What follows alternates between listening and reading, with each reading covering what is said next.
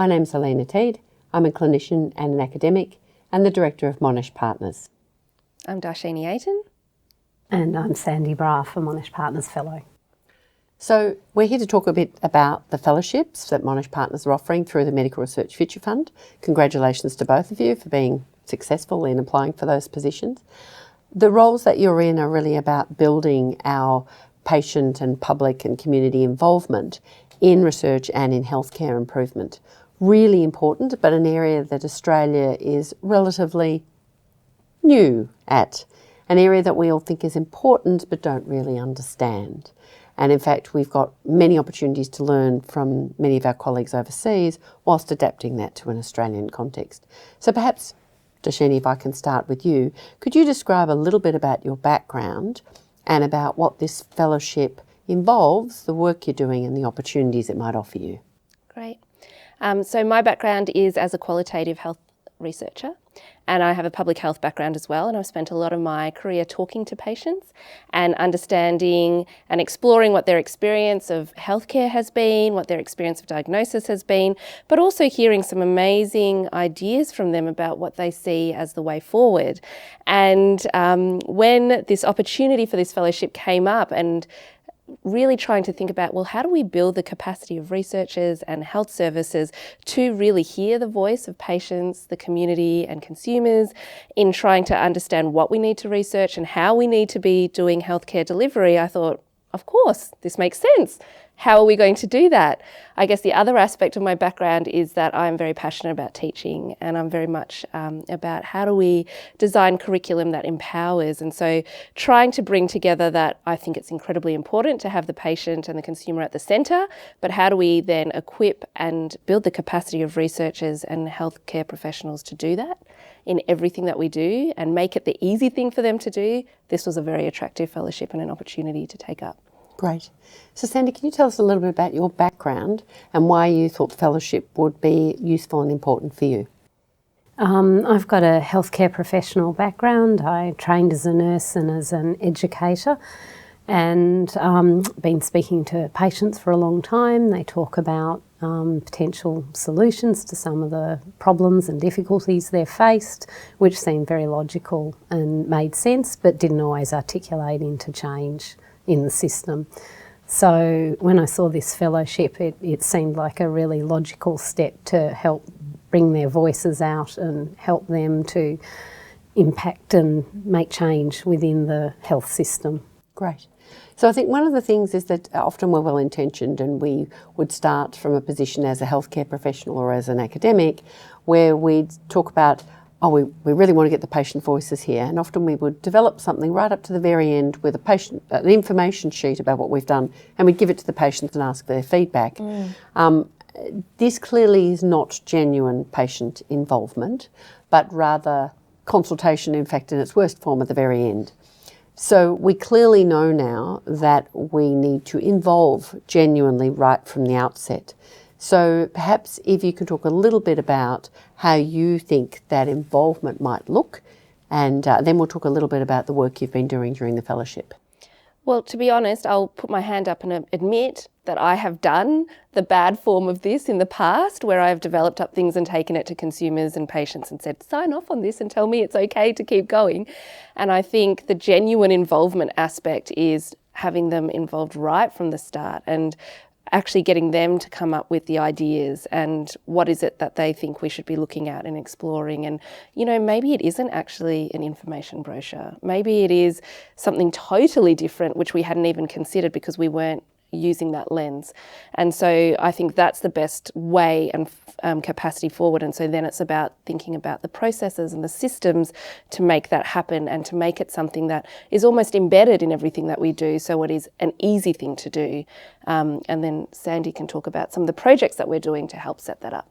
Great. So Sandy, perhaps can you talk a little bit about the evidence review you're doing to try and extract the best practice that's actually promoted around the world? So there's there's quite a lot of consumer training that's currently going on within Victoria and nationally and internationally, but there seems to be less focus on training for healthcare professionals and researchers to help engage with consumers and really have that team and group come together to work together and make change and impact on healthcare. So our systematic review has focused on looking at the evidence available for training and education, particularly for researchers and healthcare professionals. And great. That's fantastic. So perhaps if I can reflect on one of my stories, as you said. So originally, some time ago, we developed a lifestyle program for women and for their families. And we went out to our refugee population. It was a co-designed program and it was very much involving the community. But we went out to our refugee community and said, how can we adapt this program with you to meet your needs? And indeed, we went right back to what the problem really was for them, rather than making the assumption that we were going to have a solution. And in the end, they said, look, our 6-year-olds speak English better than we do. They're literate, they're computer literate. In fact, they really manage the family. And our problem is we can't parent. If we can't effectively parent, then how can we look after their healthy lifestyles and what they eat? We don't need a healthy lifestyle program, we need a parenting program. So actually understanding the problem was critical because we'd moved too far down to the solution. And we actually worked with them to develop a parenting program. So I think that's one of those reminders of really what is the problem and really therefore what direction you go in the solution. So perhaps then, Darshini, I can ask you to talk a little bit about some of the engagement and qualitative research you're doing with some of the consumer groups and the similarities that you're finding and the challenges that they have, but also some of the really important messages for us as an academic health science centre and with a core role in the national framework and the delivery of consumer and community involvement, what we need to learn from those groups. So we're really fortunate that we do have a lot of consumer organisations in Victoria and nationally, and these include organisations like peak health bodies for consumers, and also then groups like women's health groups and multicultural groups. And so Sandy and I have been going out and talking to them and really asking them the question of, well, how would you want to be involved in consumer and community involvement in research? How can we include you? What is it that your consumers are talking about? And, what has been your experience of being involved in consumer and community involvement in research in the past? What has been the impact of that? And it's been really interesting because these organisations vary in size, they vary in the amount of funding they have, how much staff they have, but they're all very passionate about their consumer voice and they all want to be involved and they all want to help and be at the call of researchers really to be engaged with. But they all talk about how they're also very confused about what's required.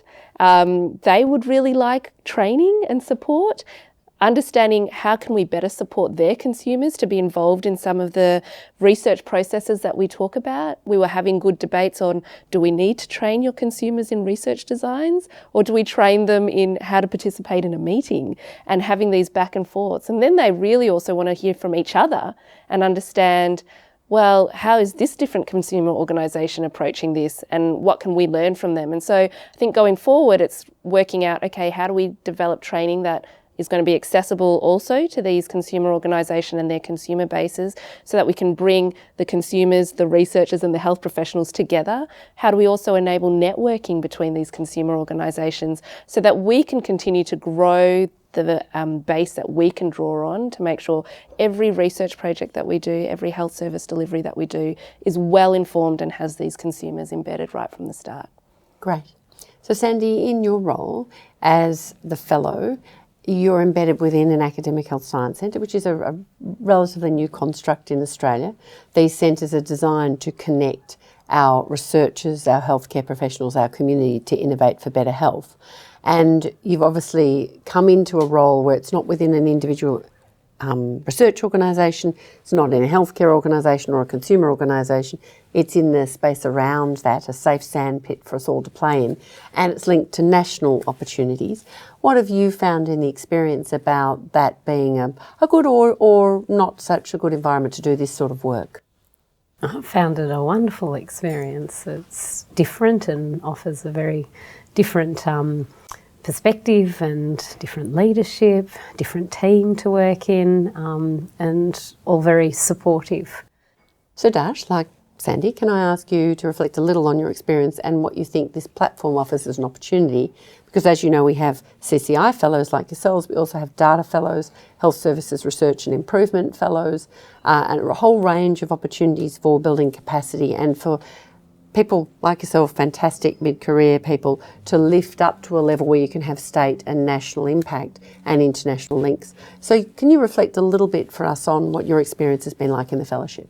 I think it's been pretty amazing to be exposed to the leadership of Monash Partners, and also then to see how Monash Partners fits within the national strategy around these pieces of work, and seeing all the different players that are coming together to work together to make this happen. And I think as a researcher, it's really easy to do research and then it doesn't really go anywhere, and it's really hard to translate it, and it's hard to get it into practice, and it's hard to then actually have an impact. And I think the really exciting thing around these platforms and these fellowship opportunities is you're working alongside people who are passionate about translation, and we have the systems to translate and have an impact.